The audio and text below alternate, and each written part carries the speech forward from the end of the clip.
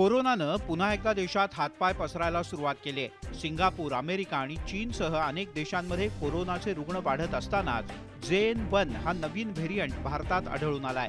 केरळमध्ये नव्या व्हेरियंटचा रुग्ण सापडल्यानंतर कोरोनाच्या रुग्णांची संख्या वाढायला सुरुवात झाली आहे। कर्नाटक राज्य सरकारकडून मास्क वापरण्याचा सल्ला देण्यात आलाय।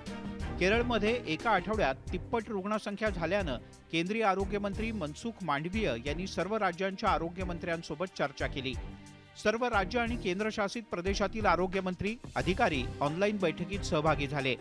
यावेळी आरोग्य सुविधा आणि सज्जता तसंच संसर्ग रोखण्यासाठीच्या उपाययोजना यावर चर्चा झाली। दर 3 महिन्यांनी सगळ्या रुग्णालयांमध्ये मॉक ड्रिल करण्याचे आदेश देण्यात आले आहेत। 91% मतलब 91-92% लोग घरों में ही हैं, अपनी नॉर्मल प्रक्रिया कर रहे हैं, खांसी जुकाम को वहन कर रहे हैं और वजह से भी आता रहता है। सर्दियों का सीजन है और जो भी डेथ्स हुई हैं पिछले 2 हफ्तों में टोटल 16 डेथ हुई हैं टोटल।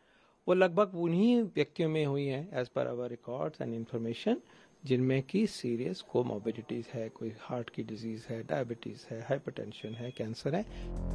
प्रतिकारशक्ती कमी असलेल्यांवर नव्या व्हेरियंटचा परिणाम होणार असला तरी तो धोकादायक नसल्याचं स्पष्ट करण्यात आलंय। कोरोनाचा नवा व्हेरियंट सिंगापूर, अमेरिका आणि चीनसह अनेक देशात वेगानं पसरत असला तरी घाबरून जाण्याच्या ऐवजी खबरदारी घेणं गरजेचं आहे।